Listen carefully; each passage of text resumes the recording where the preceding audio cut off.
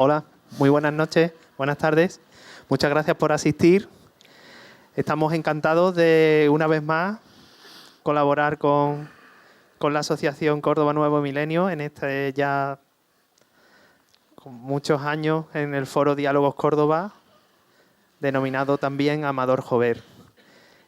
Simplemente, pues, invitaros a que disfrutéis de esta conferencia, dar las gracias a Manuel Cuesta y a la Junta de la Asociación por la labor que han hecho para crear un ciclo de historia que creemos que va a ser un éxito y que seguirá, empieza hoy y seguirá a lo largo del primer trimestre de 2024.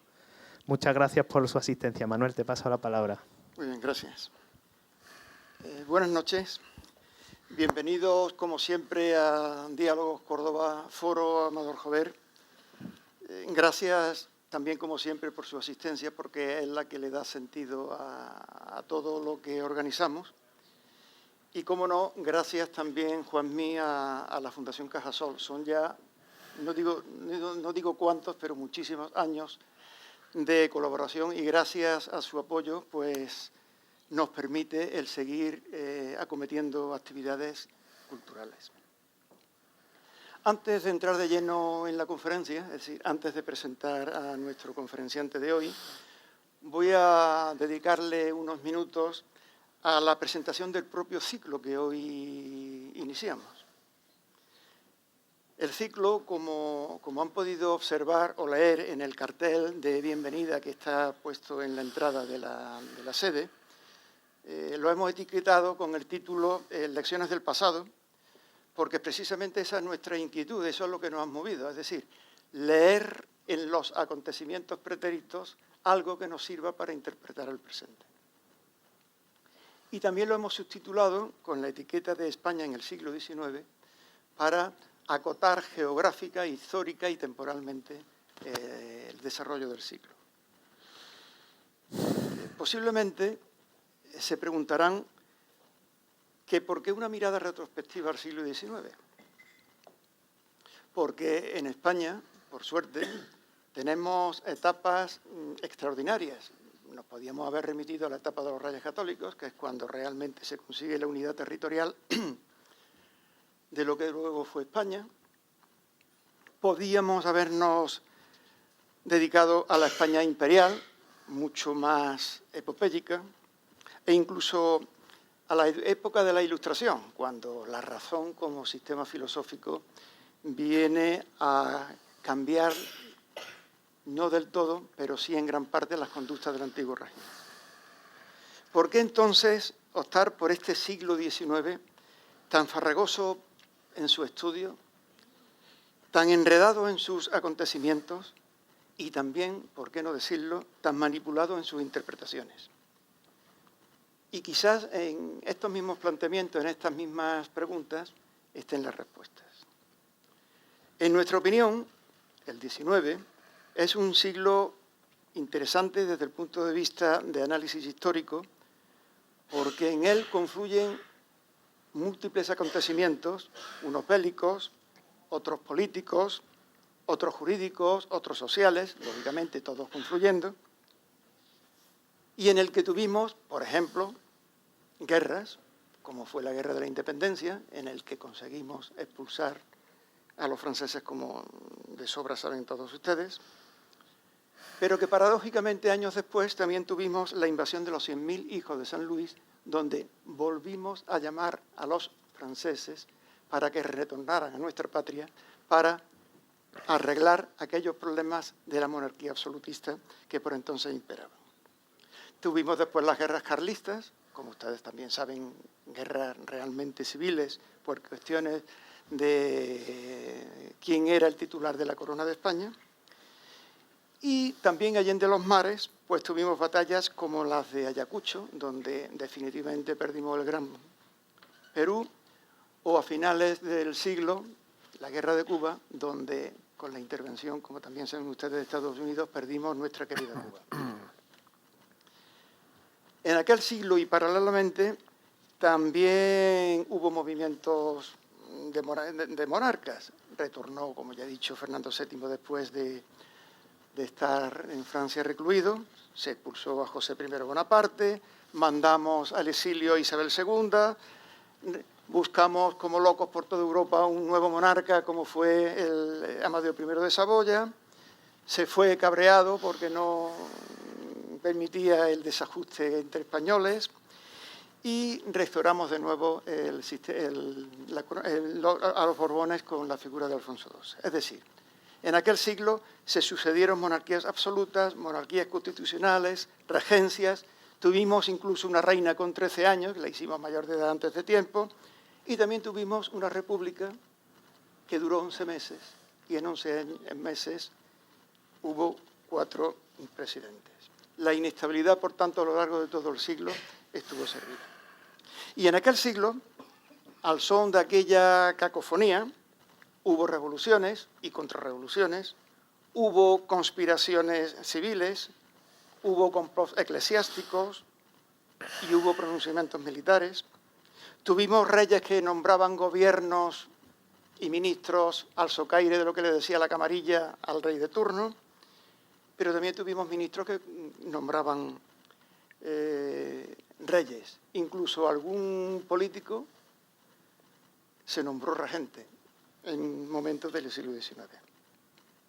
En aquel siglo se aprobaron desamortizaciones de propiedades eclesiásticas vinculadas porque la hacienda todavía respondía a cánones muy antiguos para los privilegiados del antiguo régimen, y también hubo frecuentes exilios y, lamentablemente, muchos y frecuentes fusilamientos de gente cada vez que cambiaba el turno dominante. Por tanto,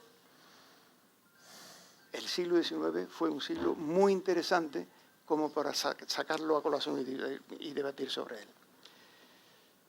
No me quiero extender mucho sobre el siglo XIX, pero no me puedo reprimir a hablar también de pequeños movimientos que hubo que prácticamente casi se dieron solamente en España, como el de los guerrilleros, que sí es verdad que contribuyeron a expulsar a los franceses en la Guerra de Independencia, también luego se convirtieron en defensores de la tradición católica y de la monarquía más absoluta. Y también tuvimos los apostólicos, más papistas que el Papa, y tuvimos el cantonalismo de la República Federal, y tuvimos el caciquismo, y tuvimos los fraudulentos pactos de alternarse en el gobierno durante la época de Alfonso XII. Como verán, todo esto, sazonado con Fernando VII, su hermano Carlos María de Isidro, Isabel II, C. Bermúdez, Mendizábal, Espartero, Baró Murillo, Madoz, Castelar, O'Donnell, Prim, Amadeo, Pi, Margal, Pavía, Sagasta, etcétera, etcétera, intervinieron en la historia de España del siglo XIX, siendo muchos de ellos militares. Por tanto, la respuesta a esa interrogante que yo planteaba al principio, de que posiblemente nos la hiciéramos todos, y nosotros fuimos los primeros al plantearnos qué siglo para debatir, pues es muy fácil, o por lo menos para nosotros resultó fácil, porque en el siglo XIX, o mejor dicho, desde el siglo XIX, o gracias al siglo XIX, o aquellos acontecimientos que se produjeron en el siglo XIX, todavía están inmersos en las derivadas de la política de hoy día, siglo XX, siglo XXI. Y porque vivimos todavía envueltos en los mitos básicos de nuestra historia nacional que se consolidaron en aquellos años. Por tanto, esa es la razón por la que elegimos el siglo XIX. Son 4 conferencias, ya las han visto ustedes ahí del ciclo. Hoy comenzamos con absolutismo y liberalismo. En enero trataremos los problemas de la hacienda pública, la desamortización, que la impartirá la profesora Remedios Morán. La tercera será en febrero, la agitada etapa del sexenio revolucionario, que la impartirá el profesor Calvo Boyato. Y la última, que será en marzo, la restauración, nuevo concepto de estatus, que será impartida por la profesora Elena García Cuevas. Este es el ciclo. A nosotros nos pareció interesante y vamos a intentar que a ustedes no solamente les parezca interesante, sino que les sea atractivo. Paso ahora a presentar a nuestro conferenciante. Miguel, perdóname por este preámbulo un poquito largo que he hecho del ciclo, pero creo que era necesario. Sí, por supuesto. Para la conferencia de hoy, absolutismo y liberalismo, nada mejor que contar con un estudioso de las disciplinas complementarias como son la historia y el derecho. Una muy interesante y la otra muy necesaria. Por eso le cursamos la invitación a don Miguel Pino Abad, catedrático de Historia del Derecho y de las Instituciones de la Universidad de Córdoba, al que públicamente, y ahora ya se lo he agradecido, pero ahora se lo voy a agradecer, le damos nuestras más agradecidas gracias, valga la redundancia, porque aceptó inmediatamente la invitación y porque, imagino, no sé lo que va a contar, va a afrontar dos conceptos políticos jurídicos como son el absolutismo y el liberalismo, sin los cuales sería muy difícil entender el resto de las conferencias. Voy a ser muy breve en el recorrido curricular del doctor Pino. Él ha participado en más de una veintena de congresos, la mayoría de corte internacional, en los que ha analizado la disciplina de Historia del Derecho. Como investigador, ha abordado proyectos de índole procesal como la inhabilitación de testigos y las garantías procesales establecidas en las Cortes de Cádiz, o la persecución inquisitorial a la prensa tras el estallido de la Revolución Francesa y tras la vuelta a España de Fernando VII en 1814. Ha sido investigador principal en el proyecto titulado Delincuencia y represión jurídica en España, teoría y praxis histórica de las figuras delictivas. Además, ha tenido estancias de investigación en las prestigiosas universidades de Messina en Italia y de la Sorbona en París, entre otras. No me voy a extender mucho. Es, a su vez, miembro del Instituto Internacional de Historia del Derecho Indiano y de la Sociedad Andaluza de Estudios Históricos Jurídicos. Tras esta trayectoria docente e investigadora, también la detiene la de autor de trabajos científicos, como la pena de confiscación de bienes en el derecho histórico español, el recurso de suplicación en Castilla, expresión de la gracia regia, el delito de juegos prohibidos, análisis histórico-jurídico, la persecución y castigo de la exportación ilegal de bienes en Castilla desde el siglo XIII al siglo XVIII y el más reciente, la malversación de caudales públicos en la España decimonónica. Hay que agregar a estas monografías 50 artículos en revistas de Historia del Derecho y 60 colaboraciones en obras colectivas, de las que destaco. He elegido 3, para no hacer esto interminable: Influencias en materia de penas pecuniarias en los códigos españoles del siglo XIX y Consecuencias penales de las asonadas en el antiguo régimen, y algunos ejemplos de persecución inquisitorial a la prensa liberal en el exilio. Todo, como digo, muy sucinto. Muchísimas gracias a ustedes, muchísimas gracias, profesor. Querido Miguel, te cedo la palabra y dejo en tus manos liberalismo, y, mejor dicho, absolutismo y liberalismo en el siglo XIX. Bueno, pues muchísimas gracias. En primer lugar, por supuesto, a Diálogos Córdoba, perfectamente representado por don Manuel Cuesta, a la Fundación Cajasol, que aquí nos acoge, y también a todos los asistentes. En fin, en un día, en una tarde tan desapacible como la que estamos viviendo y tan ventosa, el hecho de que ustedes estén aquí pues es algo de agradecer de corazón. Bien, como nos ha dicho don Manuel Cuesta, el título de mi intervención es muy genérico, ¿no? Absolutismo y liberalismo en el siglo XIX, pero lógicamente para yo hablarles de absolutismo y liberalismo en el siglo XIX es obligado comenzar la casa por los cimientos. ¿Sí? El otro día iba en el coche, camino de casa, y vi un cartel publicitario de placas solares que decía la casa por el tejado. Bueno, pues nosotros vamos a empezar la casa como siempre se hace, ¿no? Por los cimientos y no por el tejado. Y claro, para abordar esta cuestión hay que remontarse ineludiblemente a la época romana. Sí, en Roma encontramos el origen de muchísimas cosas y esta evidentemente no iba a ser una excepción. En Roma surge como tal el concepto de absolutismo. Y más concretamente va a surgir a partir del siglo III de nuestra era, cuando el imperio progresivamente entra en un proceso de crisis que bueno, se desenvuelve en distintos órdenes, crisis económica, social, política, etcétera, que determina que el emperador romano, que durante la época de esplendor, de tecnicismo, que fue la época clásica, fue un primus inter pares, es decir, fue un primero entre los iguales, poco a poco va concentrando en su persona mayor poder, de manera que se convierte en dominus, se convierte en señor. Y los ciudadanos pasan a ser meros súbditos, es decir, personas que están, como digo, sumisas a la voluntad del emperador. Eso suele coincidir, es decir, en momento de crisis el poder político tiende a concentrarse, mientras que en otros momentos de mayor esplendor suele estar disperso.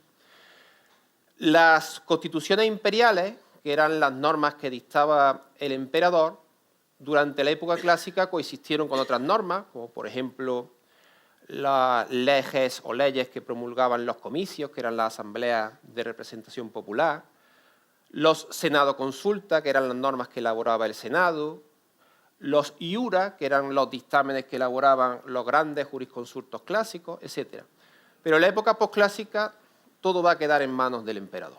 Por tanto, él intenta eliminar cualquier otro tipo de fuente normativa que pueda eclipsarle. Bueno, eso, como digo, va a acontecer a partir del siglo III debido a esta circunstancia de crisis en la que se ve sumida el imperio. ¿Qué es lo que sucede a partir de ese momento? Es decir, ¿qué sucede en otros periodos históricos? Bueno, como sabemos, a comienzos del siglo V aparece un nuevo protagonista en nuestra historia, que es el pueblo visigodo. El pueblo visigodo era calificado como pueblo bárbaro, no con un sentido peyorativo que hoy se le puede otorgar, ¿no?, a esa palabra, bárbaro, sino que en esa época bárbaro era sinónimo de pueblo no romano. Bueno, pues este pueblo visigodo, como digo, considerado pueblo bárbaro, suscribió en el año 418 un foedus o acuerdo con Roma, a través del cual los visigodos se pudieron instalar pacíficamente en el sureste de la Galia a cambio de expulsar a otros pueblos bárbaros que años atrás, y aprovechando la decadencia de Roma, se habían asentado en la península ibérica. Me estoy refiriendo a los suevos, los vándalos y los alanos. Pues bien, gracias a esa circunstancia, es decir, que los visigodos se instalan en el sureste de la Galia, conviven por tanto con la autoridad romana, el monarca visigodo pretende emular al emperador romano. Es decir, lo mismo que el emperador tiene un poder absoluto, yo también quiero tener un poder absoluto.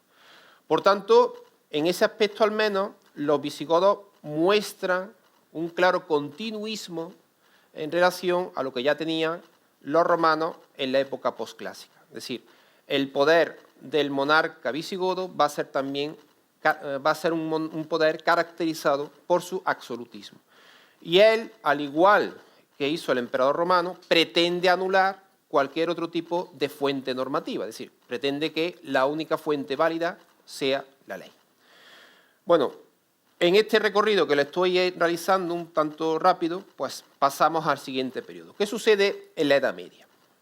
En la Edad Media, como todos sabemos, con la llegada de los musulmanes en el año 711, van a aparecer dos zonas políticas claramente diferenciadas. Es decir, la España musulmana, Al-Ándalus, nunca hay que confundir Al-Ándalus con Andalucía, que Al-Ándalus llegaba prácticamente hasta la actual Zaragoza, en el norte peninsular, y aquí nos encontramos la convivencia de musulmanes, cristianos y judíos. La inmensa mayoría de la población son mozárabes, son cristianos, que gracias a la consideración que tenían los musulmanes hacia ellos, de gente del libro, pudieron conservar su derecho y pudieron conservar su religión. Y en el norte, pues nos encontramos con focos de resistencia que poco a poco se van convirtiendo en reinos independientes. Eso, como yo les digo a mis alumnos, pues es el origen de lo que existe hoy en día. Es decir, si tenemos 17 comunidades autónomas, el origen precisamente se encuentra aquí, en los reinos que van surgiendo en este periodo de la Alta Edad Media. Bien, en ese momento de guerra, en ese momento tan convulso, pues lógicamente el poder del rey no es tan fuerte como en otra época. La cosa empezará a cambiar a partir del siglo XII, siglo XIII, dependiendo del territorio. Es decir, no les puedo indicar una fecha exacta porque no la hay. Lo cierto es que a partir de ese momento se produce el tránsito de la alta a la baja Edad Media. ¿Y cuál fue la circunstancia que determinó ese tránsito, ese punto de inflexión de la alta a la baja Edad Media? Bueno, pues en el mundo del derecho todo vino marcado por lo que se suele llamar la recepción del derecho común. ¿Qué es eso del derecho común? Bueno,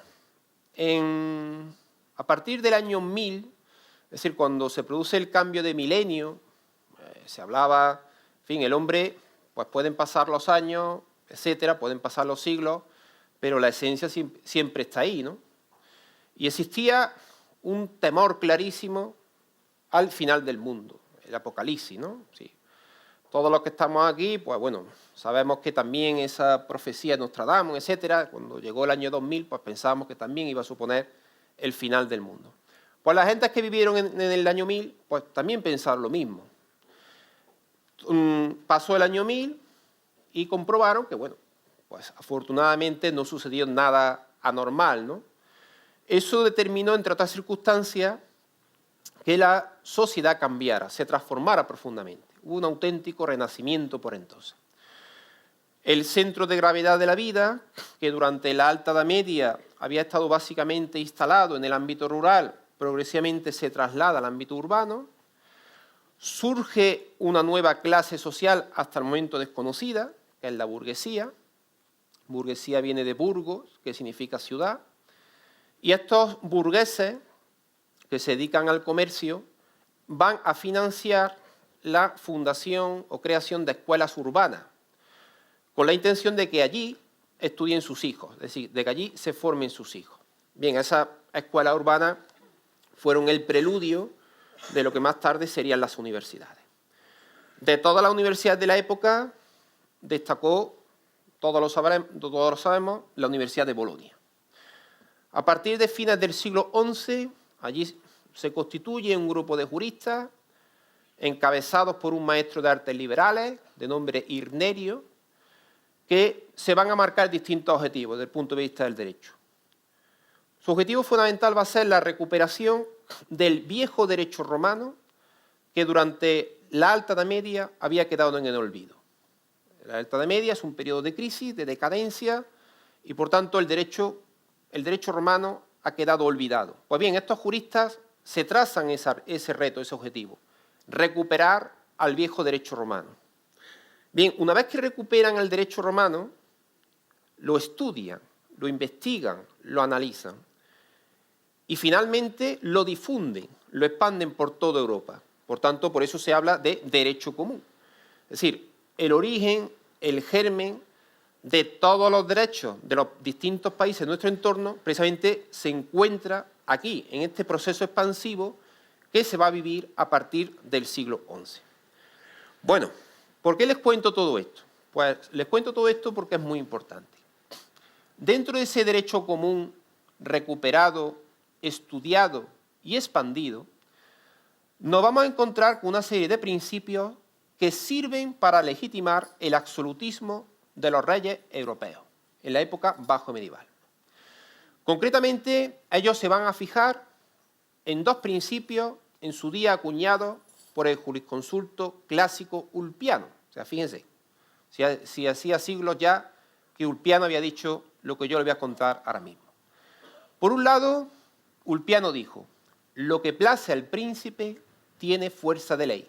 Es decir, que lo que al príncipe, al monarca se le antoje, se convierte automáticamente en norma. Pero no solamente eso, sino que también Ulpiano dijo, además de eso, el príncipe está por encima de la ley. Es decir, que aunque sea el derecho que él mismo ha creado, ni siquiera está obligado a acatar esas normas.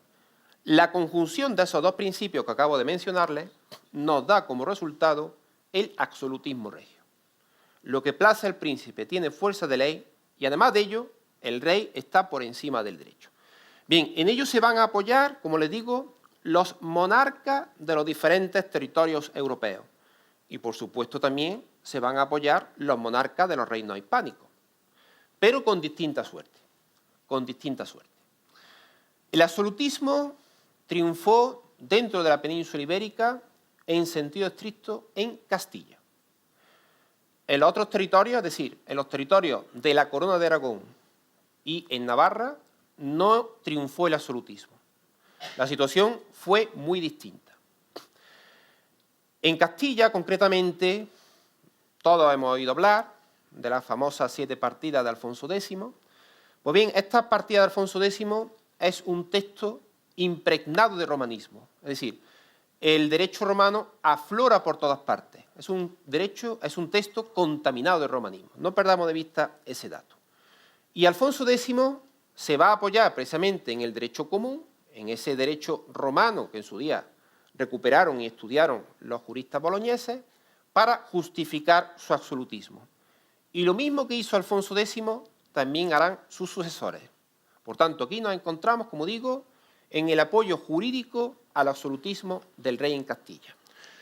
Claro, ¿qué hicieron los representantes de las ciudades? ¿Qué hicieron los representantes de la nobleza ante ese absolutismo? Patalear, protestar permanentemente.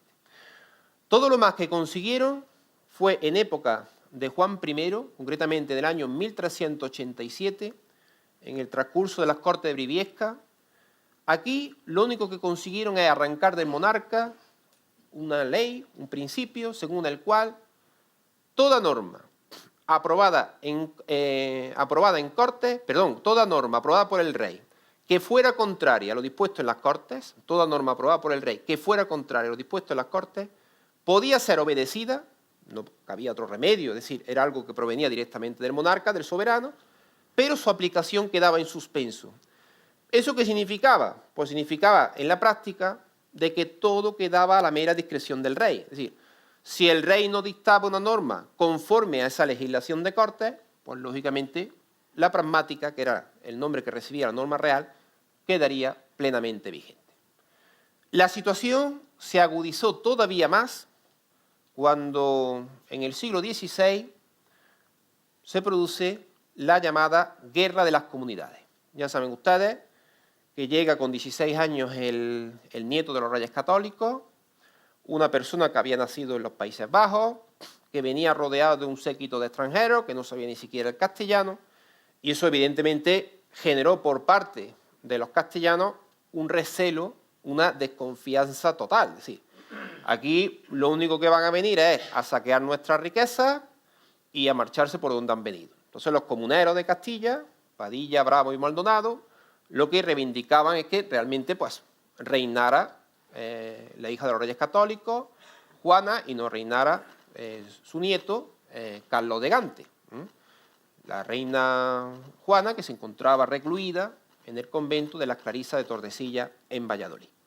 Bueno, ¿qué es lo que hace Carlos V cuando vence en esta Guerra de las Comunidades? Pues lo que hace a modo de represalia es anular completamente las Cortes castellanas. Las Cortes, que hasta ese momento y con esas tensiones con el rey había sido un órgano legislativo, se convierte en un órgano estrictamente fiscal. ¿Qué significa esto? Pues significa que simplemente se van a limitar a aprobar lo que se suelen llamar los servicios de millones. Es decir, los millones que cada ciudad castellana tenían que sufragar a favor de las arcas imperiales, dependiendo, entre otras circunstancias, de su número de habitantes o de su renta per cápita. Pero nada más. Es decir, aquí nos encontramos con la consolidación definitiva del absolutismo en Castilla. La única norma válida va a ser la pragmática real. Punto. Las Cortes quedan despojadas de cualquier tipo de facultad normativa. Bien, pero como les he dicho, ese panorama, el absolutismo como tal que triunfa en Castilla, ese panorama no es extensible a los otros reinos hispánicos, concretamente a los territorios de la Corona de Aragón. Y no es extensible porque en los territorios de la Corona de Aragón estuvo vigente lo que se llama el pactismo político. El pactismo político significa el equilibrio de fuerzas entre el rey y el reino, es decir, entre el rey y la nobleza. Una norma aprobada en Cortes, en el Reino de Aragón, en el Principado de Cataluña o en el Reino de Valencia, solo se puede modificar por otra norma también que aprueben las Cortes. Es decir, jamás el rey puede derogar una norma aprobada en Cortes a través de una pragmática. Y ustedes se preguntarán, bueno, ¿y qué pasaba si el rey se atrevía a dictar esa pragmática en contra de lo aprobado previamente en las Cortes? Pues fíjense las consecuencias tan terribles. Por un lado, se declaraba la nulidad de la pragmática, es decir, como si nunca se hubiera dictado, y además de todo eso, el rey tenía que pedir perdón ante las Cortes, es decir, lo que se llamaba el reparo de agravios. Tenía que reconocer públicamente que se había extralimitado, que había actuado más allá de lo que el derecho le permitía y, por tanto, como digo, tenía que reconocer públicamente esa extralimitación. E incluso, en el caso de Cataluña, en fin, el tema económico siempre ha estado presente en Cataluña, a las Cortes les quedaba otro as en la manga, que era llamado pactismo económico.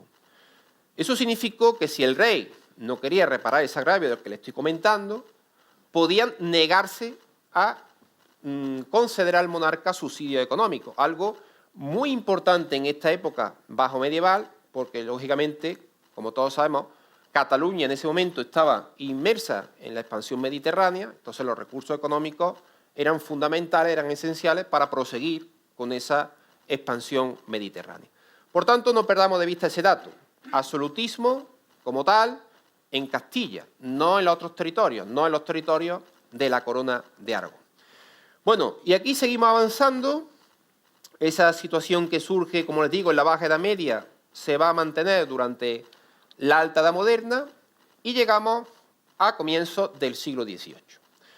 ¿Qué sucede en el siglo XVIII? Bueno, pues también lo sabemos, ¿verdad? Es decir, se produce el cambio dinástico. Muere el último monarca de la Casa de Austria, Carlos II, apodado el Hechizado porque, bueno, se decía que no había tenido hijos porque había sido hechizado por una bruja y tal. Bueno, lo cierto es que muere sin descendencia y las distintas potencias europeas se disputan el vacante trono español. Bien, esa guerra en principio, la guerra de sucesión, fue una guerra de carácter internacional. De hecho, el rey pues toma juramento, va a Barcelona, muestra su deseo de respetar la legislación de Cataluña, en fin, que todo siga más o menos en una línea continuista. Pero los catalanes desconfían de Felipe V. Felipe V, que era nieto de Luis XIV de Francia, por tanto, una persona que se había formado en un ambiente claramente centralista y absolutista. Recelan de él. Piensan que tan pronto como pueda les va a derogar sus derechos y sus instituciones y va también a imponer el absolutismo en Cataluña. Bueno, pues esa guerra que era inicialmente, como les digo, de carácter internacional, a partir de 1705 se convierte también en una guerra nacional, en suelo español. El otro candidato a hacerse con el trono español pues era el archiduque Carlos, en fin, de la línea de mantener esa pluralidad que tradicionalmente había existido en España, que por ejemplo pues conservaron los reyes católicos. A pesar de que tanto se hable de unidad con los reyes católicos, lo cierto es que los españoles de entonces, el único elemento que tenían en común entre ellos era compartir a unos mismos reyes, pero cada territorio seguía conservando, al igual que durante la Baja Edad Media, su derecho y sus instituciones. Lo cierto es que Felipe V, ante esos territorios que han sido rebeldes, los territorios de la Corona de Aragón, pues toma la determinación, ya en 1707, todavía está la guerra en marcha, bueno, pues empieza a partir de ese momento a dictar unas normas que reciben el nombre de decretos de nueva planta. Con esos decretos de nueva planta, el primero se dictó el 29 de junio de 1707 para el reino de Aragón y de Valencia. Con eso lo que pretende es derogar el derecho y las instituciones de esos dos territorios, Aragón y Valencia, y suplantarlos, sustituirlos por el derecho y las instituciones de Castilla. Bien, se inicia por tanto un proceso a través del cual podemos identificar derecho castellano con derecho español. El derecho castellano ciertamente se había aplicado anteriormente fuera de la península. Evidentemente me estoy refiriendo a los territorios americanos. Pero dentro del territorio peninsular será la primera vez. Identificación entre derecho español y derecho castellano. Felipe V inaugura lo que se dio en llamar el despotismo ilustrado. Es decir, estamos hablando de un poder absoluto. Él desarrolla un poder absoluto no solamente porque había sido elegido por testamento, sino también por derecho de conquista, con lo cual el carácter represor de Felipe V contra esos territorios rebeldes es incuestionable. El absolutismo, por tanto, llega en el siglo XVIII a su máximo apogeo. Despotismo ilustrado, todo para el pueblo, pero sin el pueblo. Seguimos avanzando en el siglo y concretamente quiero centrarme en el reinado de Carlos III. Carlos III, saben ustedes, fue un monarca claramente reformista, quiso durante su reinado cambiar muchas cosas y en su periodo nos encontramos con la Ilustración. Los ilustrados, a los que anteriormente Manuel hacía alusión, también pretendieron cambiar muchas cosas. Pero resulta que se encontraron con un clima social que nada les favorecía. Es decir, los ilustrados por los sectores más conservadores de la España de entonces se identificaron con extranjeros, anticatólicos, etc. En fin, de hecho, el conde de Floridablanca incluso ordenó la persecución de los ilustrados y muchos de ellos pues, se tuvieron que marchar exiliados. Por tanto, estamos hablando, como digo, de un periodo en el que se empiezan a vislumbrar ciertos cambios, pero que esos cambios pues, no pueden cristalizar, no pueden cuajar, porque lógicamente los ilustrados no encuentran las circunstancias favorables para ellos.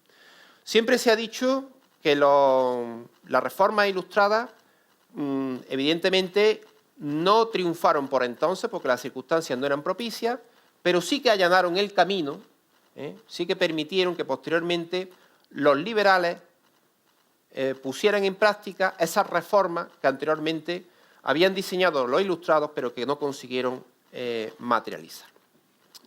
Bien, y ya con eso, con ese recorrido que le he realizado a lo largo de los siglos anteriores, pues nos encontramos ya con el comienzo del siglo XIX. El siglo XIX es un siglo que se califica de múltiples formas. Es decir, se habla de edad contemporánea, se habla de la época del constitucionalismo, se habla de la época de la codificación, se habla de la época de las revoluciones, en fin, son múltiples los adjetivos que se utilizan para este siglo XIX. El punto de partida debemos ubicarlo en el paso del antiguo régimen al liberalismo, habría que ubicarlo en la Revolución Francesa de 1789. La Revolución Francesa fue una revolución que tuvo su epicentro en Francia, pero sus consecuencias, sus efectos, afectaron a los distintos países europeos y, por supuesto, también en nuestro caso. Concretamente, el tránsito del antiguo régimen, es decir, del régimen absolutista al comienzo de la época liberal en España, los autores lo datan en el año 1808. O sea, 1789 sería para Francia, 1808 para nosotros. Bueno, ¿qué es lo que sucede en 1808? Pues lo que sucede, todos lo sabemos también, ¿verdad? Es decir, se produce la invasión napoleónica, llegan los franceses a España y a partir de ese momento se genera un vacío de poder. Es decir, el rey Fernando VII es detenido, es llevado cautivo a la localidad francesa de Valenciennes y ante ese vacío, ante esa ausencia del rey, el pueblo se organiza en juntas, las llamadas juntas provinciales. Estas juntas provinciales asumirán la soberanía en nombre del rey ausente. Y por encima de esas juntas provinciales nos vamos a encontrar con la llamada Junta Suprema Central, que tuvo dos objetivos fundamentales. Por un lado, organizar la actuación de las distintas juntas provinciales y, en segundo lugar y fundamental, el objetivo que se marcó fue dotar a España de una Constitución, que, como todos sabemos, bueno, pues fue la Constitución de 1812. A partir de ese momento, ¿qué es lo que nos encontramos? ¿Qué otras consecuencias trajo consigo ese tránsito del absolutismo al liberalismo? ¿Qué es lo que reivindicaban los liberales en definitiva? Los liberales inicialmente en Francia y posteriormente en otros países europeos. Bueno, pues como todo proceso revolucionario, lo que se busca es subvertir profundamente todo lo que ha existido hasta el momento. Es decir, hasta el momento, ¿qué es lo que ha existido? Absolutismo. El poder se encuentra concentrado en manos del monarca. Aquí surgen teorías como, por ejemplo, la del Barón de Montesquieu. El Barón de Montesquieu viene a decir que el poder en sí mismo es corrupto. Entonces, la mejor manera de atenuar, de aliviar esa corrupción intrínseca al poder es dividirlo, separar el poder, que sea ejercido por personas distintas y que además exista el llamado contrapeso de poderes, o sea, que los distintos poderes se puedan controlar entre sí. Separación de poderes. ¿Qué más reivindican los liberales? Bueno, pues los liberales reivindican, entre otras cosas, la defensa de los derechos individuales. Es decir, que se plasmen, se consagren una serie de derechos que tienen que ser de ineludible observancia por parte de los poderes públicos. Separación de poderes, defensa de los derechos y también constitucionalismo. Es decir, la clase, los liberales son de por sí una clase inicialmente revolucionaria. Pretenden acabar con lo establecido, establecer un nuevo modelo de Estado. Pero una vez que consiguen eso, se convierten en una clase conservadora. Es decir, ya no quieren que las cosas sigan cambiando, sigan modificándose. Y para eso elaboran constituciones. ¿Qué son las constituciones? Pues las constituciones son textos donde, por un lado, en una primera parte que se llama dogmática, se van a recoger los derechos individuales que son de obligado respeto por parte de los poderes públicos. Nos vamos a encontrar una segunda parte, que es la parte orgánica, donde se fija de forma esencial cómo deben funcionar los distintos poderes del Estado, y nos encontramos con una tercera parte, que es una parte programática, donde se señalan los objetivos que deben alcanzar los poderes públicos. Por eso, hace unos minutos les decía que el siglo XIX es el siglo también del constitucionalismo, de la promulgación de constituciones.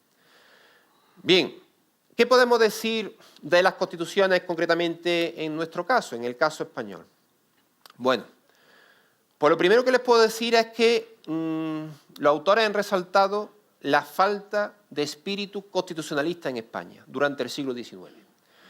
Es decir, a lo largo del siglo nos encontramos con más de media docena de textos, lo cual, pues fíjense, si lo ponemos en comparación con los años que ya lleva nuestra vigente Constitución, desde 1978 hasta la fecha, pues en fin, que el hecho de que en 100 años nos encontremos con más de media docena, pues si hacemos la división, ahí están, ¿no? Y muchos de esos textos que se promulgaron en el siglo XIX ni siquiera son en sentido estricto constituciones. Es decir, muchos fueron textos otorgados directamente por la corona. Por ejemplo, el Estatuto de Bayona de 1808 fue un texto que impuso Napoleón a aquellas zonas de España que tenían controlados a los franceses. O el Estatuto Real de 1834 fue un texto con el que la reina regente, después del fallecimiento de Fernando VII, quiso ganarse la confianza de los liberales. En esa guerra, como antes decía Manuel, ¿no?, el inicio de la guerra carlista, que enfrentó a los partidarios de Carlos María Isidro con, por otro lado, los liberales, y la reina regente quería contar con ese apoyo de los liberales a través de este texto, de 1834. Bien, y en el resto de constituciones, pues, por ejemplo, la Constitución de 1812 es un texto donde nos encontramos también con claras reminiscencias del pasado. Sí, por ejemplo, el dato de que la religión, se establece la confesionalidad del Estado. Es decir, el hecho de que sea obligatoria profesar la religión católica, pues significa evidentemente una reminiscencia del antiguo régimen. Por tanto, época de las revoluciones, época del liberalismo, época del constitucionalismo, y también el siglo XIX es la época de la codificación. Los liberales pretenden, entre otras cosas también, establecer la igualdad de todos los sujetos ante la ley.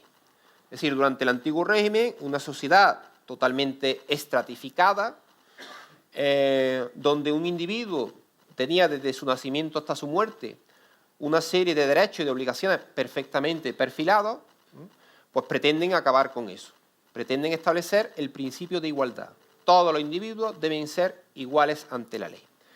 Para conseguir eso hay que acabar con la diversidad jurídica que existía durante el antiguo régimen.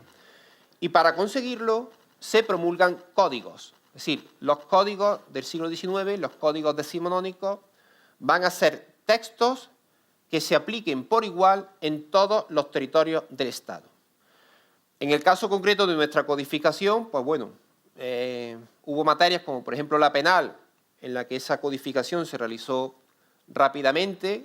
Estamos hablando de, el año pasado conmemoramos el bicentenario de nuestro primer Código Penal, elaborado por un jurista extremeño, José María Calatrava, pero hubo otras materias, sobre todo las relativas al derecho privado, donde esa codificación estuvo plagada de obstáculos. Y concretamente me estoy refiriendo a nuestro Código Civil. Sí, nuestro Código Civil es del año 1889. Para que se hagan una idea, el primer Código Civil europeo fue el Código Napoleónico de 1804. Esto es, hubo un desfase de 85 años. Y ese desfase hay que explicarlo por las tensiones que hubo por entonces entre lo que se llamaban los centralistas y los foralistas, es decir, quienes pretendían el establecimiento, como les digo, de un derecho uniforme y quienes, por el contrario, pretendían mantener la diversidad jurídica. Bueno, pues en ese tira y afloja, al final, pues, se consiguió la promulgación del Código en el año 1889. Por tanto, siglo XIX, edad contemporánea.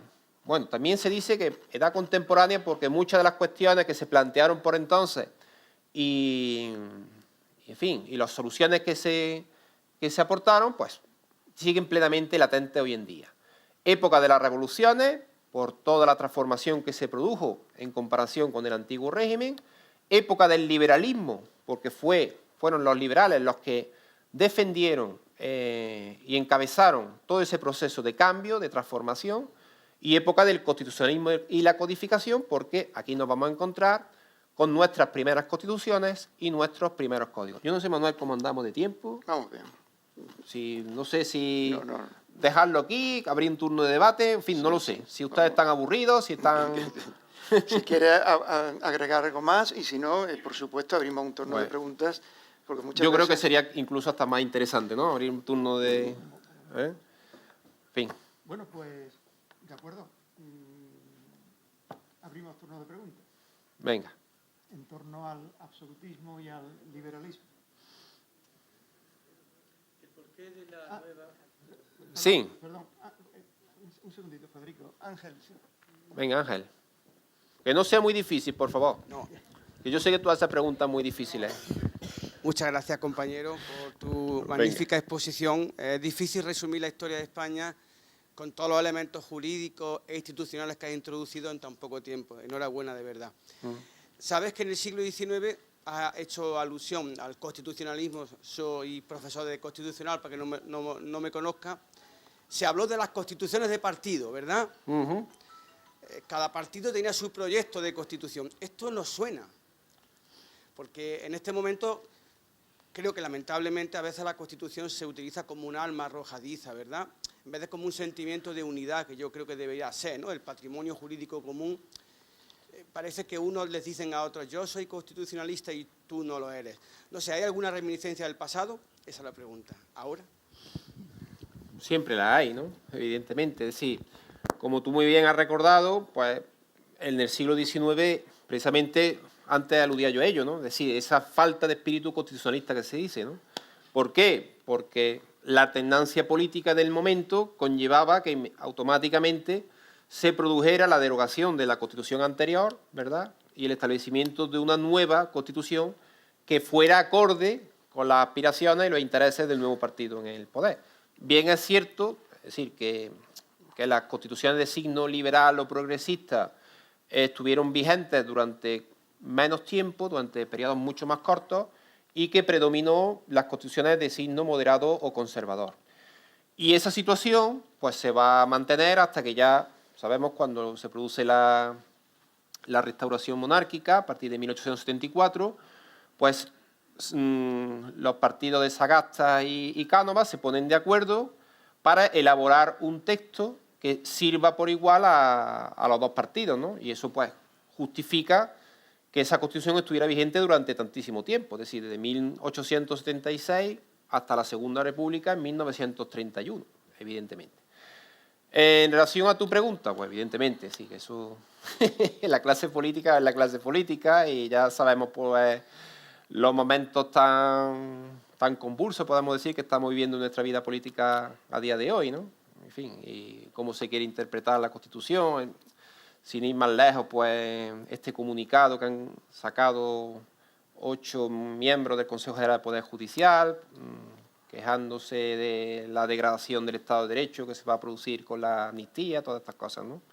En fin, eso abriría otro melón, abriría otro debate, pero evidentemente reminiscencias del pasado existen hoy en día, eso sin lugar a dudas, por supuesto. Aquí había otra pregunta. Sí, ¿no? Federico. Yo quería felicitarlo. Muy bien, muchas gracias. Muchísimo con usted. Bueno, Mucho yo me conformo que no se hayan aburrido. Si no se han aburrido, Yo hubiera pues ya seguido, yo hubiera seguido, que usted hubiera seguido mucho tiempo, porque ha sido muy interesante. Muchísimas gracias Además por sus soy palabras. enamorado del siglo XIX como, Ujú. como antecedente de todo lo que vino el 20 y el 21.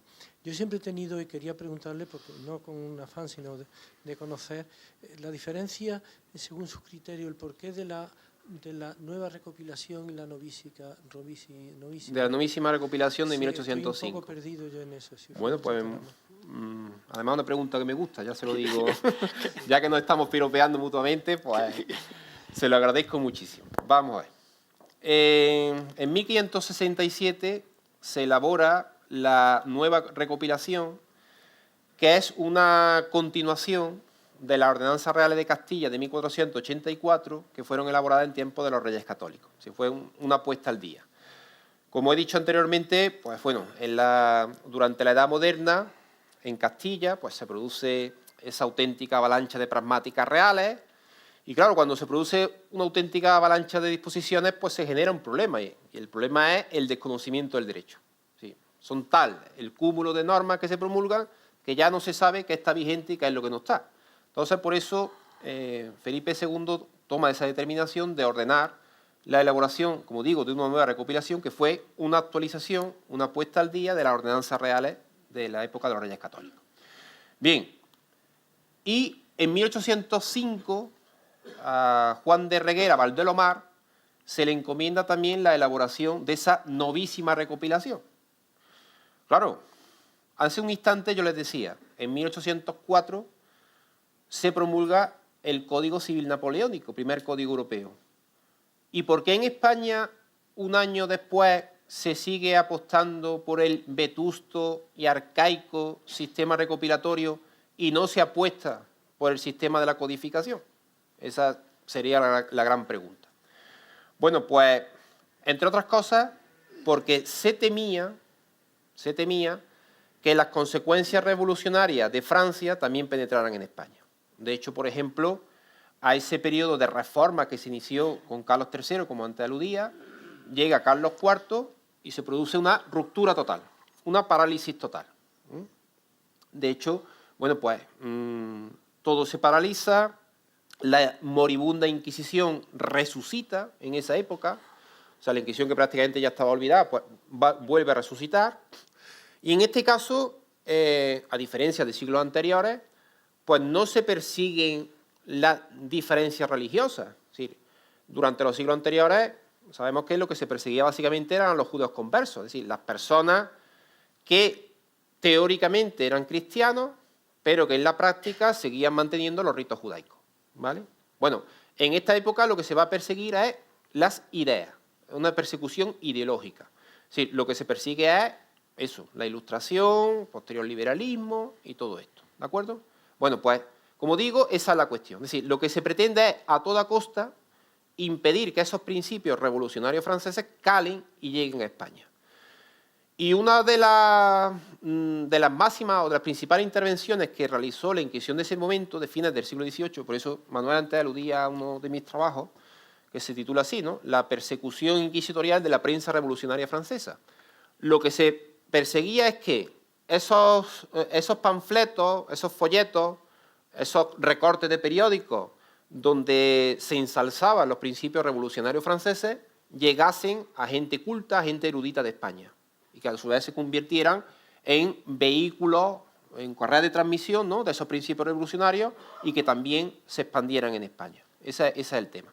Entonces, ante ese temor, se apuesta por un sistema anacrónico, desfasado, como era el sistema recopilatorio, en lugar de apostar por el sistema de la codificación. Existe una diferencia fundamental entre recopilación y código, para que ustedes lo sepan. Es decir, la recopilación lo único que hace es recoger un derecho vigente, mientras que el código lo que hace es establecer un derecho nuevo, un derecho que no ha estado vigente con anterioridad, sino que va a estar vigente cuando el código se promulgue. Y es un texto donde además las normas se recogen de forma perfectamente racional y ordenada.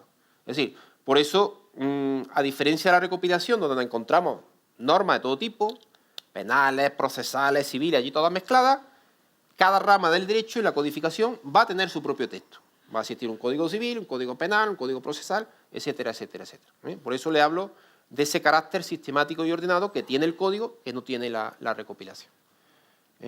Bueno, hubo que esperar, evidentemente, a que nos encontráramos ya con periodos liberales, por ejemplo, durante el trienio liberal, para que la codificación se impulsara. Y así, por ejemplo, como antes les decía, surgió el Código Penal de 1822. En el caso del Código Civil, como he dicho... Está inspirado en el Código Napoleónico. Está inspirado también en gran medida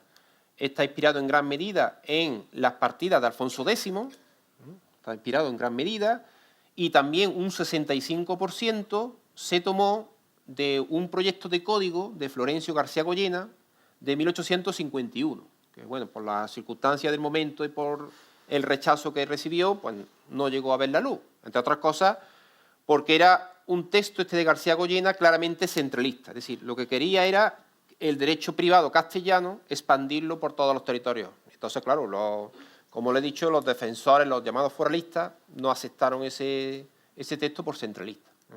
Pero bueno, como digo, en este aspecto es un periodo ciertamente interesante por esas tiranteses que continuamente se produjeron.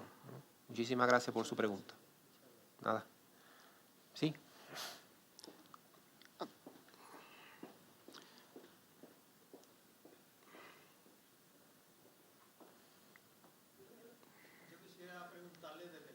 Vista del derecho, ¿Sí? el Consejo Real.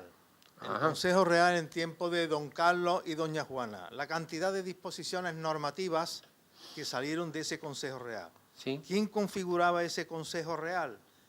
Eran nobles porque fue muy importante, porque hay muchas disposiciones normativas que regulaban los más mínimos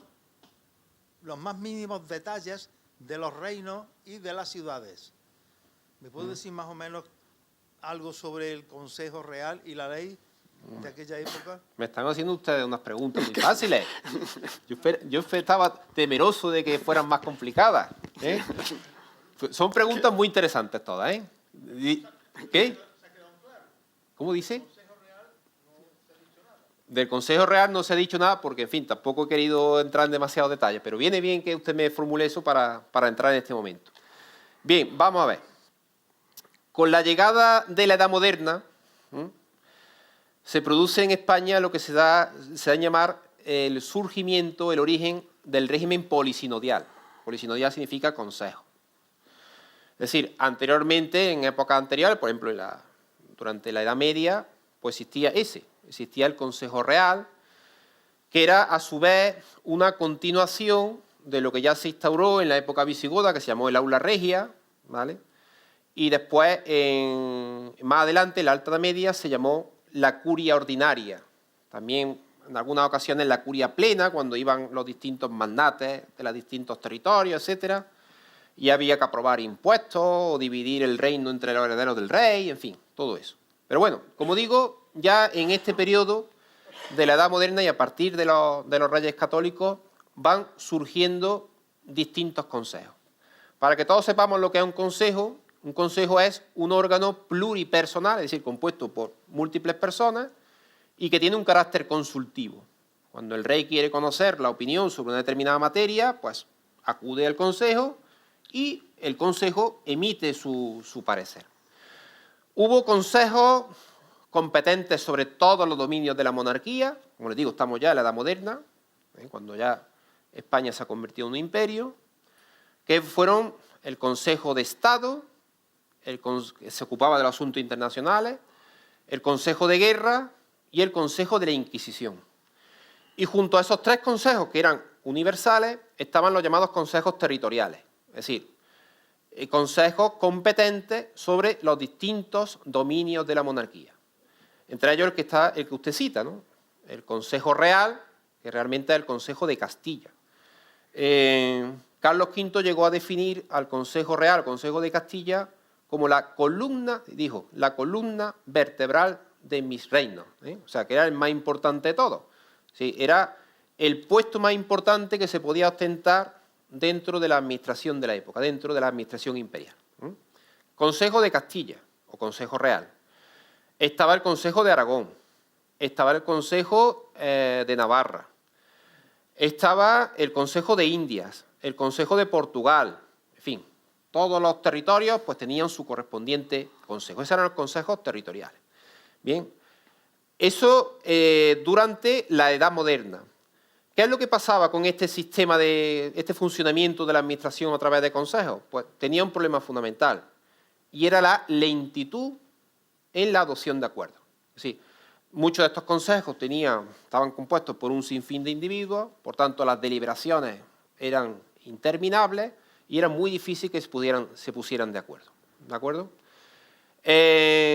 Con el paso del tiempo, ya en el siglo XVIII, nos encontramos con que ese sistema de consejos paulatinamente entra en declive y empiezan a adquirir importancia un individuo que se llamaba el secretario del Despacho Universal. El secretario del Despacho Universal fue una figura que surgió en 1621, cuando era valido de la monarquía el duque de Lerma, en tiempo de Felipe III, que se encargaba, pues ciertamente, de una función muy ingrata. Se dice que él estaba allí metido en la covachuela del palacio, es decir, era un cubículo, un despacho que había allí dentro de la corte, veía todos los documentos que llegaban a la corte y le adjudicaba el destino pertinente. Sí, bueno, esto va para el Consejo de Castilla, esto para Aragón, esto para Navarra, etcétera, ¿vale?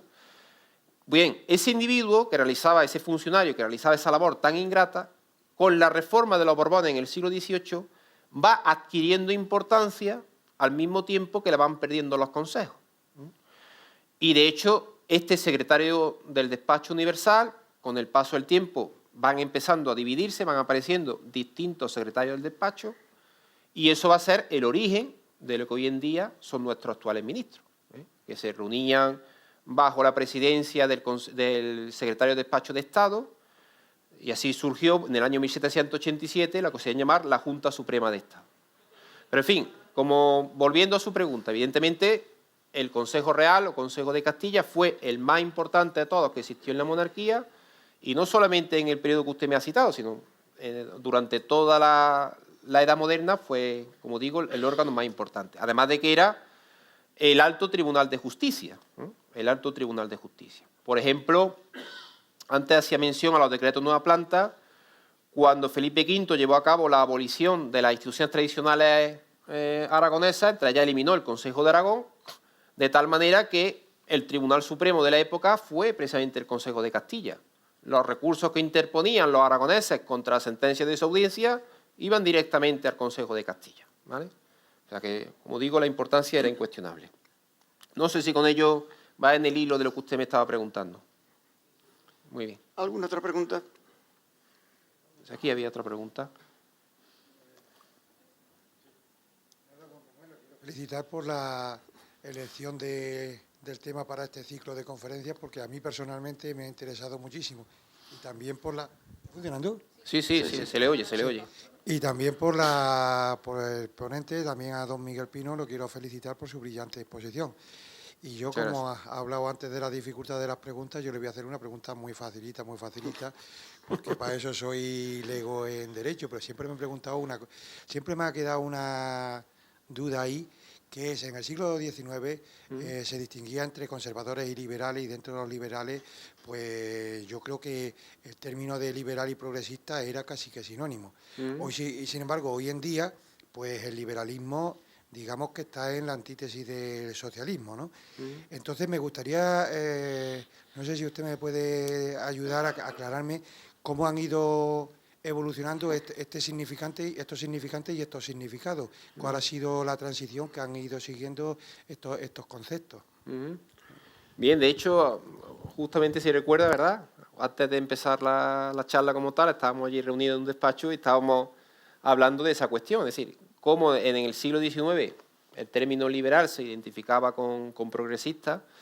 De hecho, pues, en fin, no lo he contado, pero cuando retorna Fernando VII en 1814 y se vuelve nuevamente al absolutismo, se comienza toda una campaña de persecución contra los liberales, y de hecho, pues bueno, muchos fueron encarcelados, otros se tuvieron que marchar al exilio, etcétera. En fin, eran, como podemos decir, los progresistas de la época. Pero con el paso del tiempo, y una vez que los liberales ya consiguen su objetivo, también lo he dicho, se convierte progresivamente en una clase conservadora. Es decir, una vez que ya tenemos un Estado de Derecho, ya hemos conseguido la igualdad de todo ante la ley, la separación de poderes, etcétera, etcétera, pues ya lo que no queremos es que las cosas cambien. Entonces, paulatinamente se va produciendo, es decir, deja de ser una clase revolucionaria, progresista, etcétera, para convertirse en una clase mucho más conservadora o moderada. Una vez que ya se consiguen esos objetivos que inicialmente se habían marcado. Ese sería el proceso, ¿de acuerdo? ¿Y el progresista del siglo XIX tenía algo que ver con el progresista de hoy en día? Hombre, las circunstancias eran distintas, es decir, en ese momento conseguir, por ejemplo, el sufragio universal masculino, como fue en la Constitución de 1869, era algo ciertamente impensable, ¿no? O sea, hoy en día pues hablamos de igualdad entre hombres y mujeres, pero eso evidentemente en esa época ni se planteaba, ¿no? Sí. Lo cierto es que cada cuestión pues hay que analizarla dentro de su contexto y dentro de los logros que se alcanzaron en cada momento, ¿de acuerdo? Bueno, sí, aquí otra pregunta. Buenas noches. Buenas noches. Felicitación por su éxito. Gracias. Yo he sido docente toda mi vida. He trabajado 40 y tantos años. Y en el transcurso de todos ellos he visto cómo nos llegaban leyes, bueno, la de Villar para sí, por ejemplo, sí la recuerdo. Leyes que no sabíamos quién las hacía y que nos modificaban la enseñanza. Y además muchas veces llegaba una ley y un alumno que estaba en tercero tenía ya que aplicarse las normas de esa ley. Y yo lo que quiero preguntarle es que si es que los políticos están continuamente queriendo cambiar la ley de la enseñanza. Y ya está. Así no es. Preguntarle La más respuesta cosas. es así es. Es decir, yo creo que uno de los grandes problemas que tiene España es que no existe un pacto de Estado en materia de educación. Así que aquí se produce la alternancia política y una de las primeras cosas que se hacen es borrar las leyes educativas del gobierno anterior, ¿no? Y eso, pues, la verdad es... me imagino que usted habrá sido docente quizás en magisterio, ¿no? Exactamente, pero vamos, que si lo trasladamos al ámbito universitario, pues lo estamos padeciendo exactamente igual. Es decir, eso genera una situación de incertidumbre, de caos, etcétera, terrible, ¿no?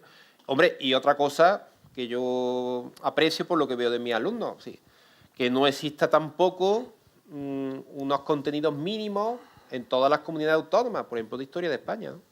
Si yo pienso preguntar, no, nosotros hemos visto historia contemporánea nada más, bueno, y todo lo que ha sucedido anteriormente, no sabemos nada, o sea, uno le habla de los Reyes Católicos como si está hablando de un marciano, ¿no? Desgraciadamente eso es así. Yo he pasado, ¿Sí? por ejemplo, de la ley Villar Prasí, luego un buen año nos metieron la gramática estructural, la teoría de conjuntos, que no la sabíamos ni nosotros, y las pasamos negras. Y hoy en día, en la actualidad, están pasando muy mal la están pasando, de tal manera que ni los mismos inspectores ni los profesores saben cómo llevar a cabo el desarrollo de su labor. O sea que ahora lo están pasando muy mal. Mi mujer es maestra. Entonces la realidad que usted me está contando la conoce perfectísimamente y lo hablamos muchas veces en casa, ¿no? Y es una lástima que eso sea así, pero bueno, es lo que hay, ¿no? Desgraciadamente es así. O sea que lo deseable sería eso, que hubiera una cierta uniformidad en unas cuestiones tan fundamentales como esta, ¿no? La educación, ¿no? Gaspar Melchor de Jovellanos dijo en su época que la educación es la base del progreso de los pueblos. Claro, eso para conseguirlo tiene que haber criterios más o menos homogéneos, ¿no? Si no, si cada uno hace la guerra por un lado, evidentemente mal vamos, ¿no? Bueno. ¿Alguna otra pregunta? ¿Sí? ¿No? Bueno, voy a plantear yo la última. Venga, Manuel, la más difícil de todas. La más fácil. Me salgo del plano normativo, que lógicamente es en el que nos hemos estado moviendo, y me voy, yo no sé si al sociológico o al histórico. Es la confrontación que hubo, que es lógico, como todo inicio, al principio revolucionario y luego, como tú dices, conservador, entre el absolutismo tardío aquí en España y el progresismo incipiente, que nace, bueno, pues a la altura de Fernando VII, pero con gran resistencia. Pero por lo poquito que hemos leído, o por lo menos por lo poquito que he leído yo, pero que lo refleja muy bien, creo que Benito Pérez Galdós en los episodios nacionales, aunque los episodios nacionales es una historia novelada, que nunca tiene el rigor de la historia científica, ¿no? Pero lo que se desprende que la gran resistencia a la evolución del liberalismo era la sociedad misma. Es decir, si no triunfa el liberalismo es porque la sociedad española todavía no estaba preparada para ese triunfo. ¿Es así? ¿Tienes tú esa percepción también desde los planos normativos? Vamos a ver, los liberales en esta época, ¿quiénes eran? Los afrancesados, ¿no? Exactamente. Es decir, los que estaban comulgando con la idea del invasor. Entonces, la inmensa mayoría del pueblo, inculto, etcétera, etcétera, ¿qué es lo que hace? Pues ve con desconfianza, ve con recelo a esos individuos que lo que están haciendo es defendiendo lo que están defendiendo el invasor. Entonces, claro, evidentemente eso es también un elemento que retrasó o que supuso un freno al triunfo de la idea liberal en España, evidentemente, ¿no? El afrancesado hay que verlo con desconfianza, hay que alejarse de él todo lo posible. ¿Ah? ¿Y el pueblo qué es lo que hace? Pues el pueblo pues, lo que hace es añorar a su rey que está ausente, todas estas cosas, ¿no? Dentro de su ignorancia, ¿no? Por eso se le llamó el deseado, ¿no? El deseado Fernando VII. Y lo que hace Fernando VII en el momento que vuelve es, ¡pum!, coger y de un plumazo volver al antiguo régimen, volver al absolutismo, perseguir a todos los que habían defendido las ideas de cambio, ¿no? Y durante ese periodo, bueno, pues ese señor absolutista, sabemos que se sucedieron los pronunciamientos militares, ¿no? Hasta que ya finalmente Riego triunfó en Cabeza de San Juan y se abre ese nuevo periodo. Y a partir de ese momento, pues también conocemos la célebre frase, ¿no?, de Fernando VII, ¿no? Marchemos todos juntos, yo el primero, por la senda constitucional, ¿no? Es decir, de pronto se convirtió en el más constitucionalista de todos, ¿no? Pero claro, al hilo de tu pregunta es eso, es decir, que estamos hablando de que el pueblo pues ve con recelo a ese que se identifica con los principios revolucionarios franceses, evidentemente, ¿no? Con el afrancesado. ¿Sí? Pues muy bien. Muchísimas gracias. No, gracias a ustedes por su asistencia. Enhorabuena, la conferencia ha sido yo encantado. magnífica. Yo, si hablar de lo que sé, pues nada, yo siempre estoy encantado de hablar de lo que sé. También que tengo que felicitar a todos los que han planteado las preguntas, porque la verdad han sido preguntas muy interesantes. Muy interesantes desde el conocimiento. Muy interesantes. Y espero que hayamos tenido algunas respuestas para interpretar la actualidad desde el análisis del pasado. Era nuestra intención. Y por lo menos yo sí he aprendido bastante. Yo siempre digo, cuando voy a clase, digo, yo no voy a trabajar, es que no voy a trabajar.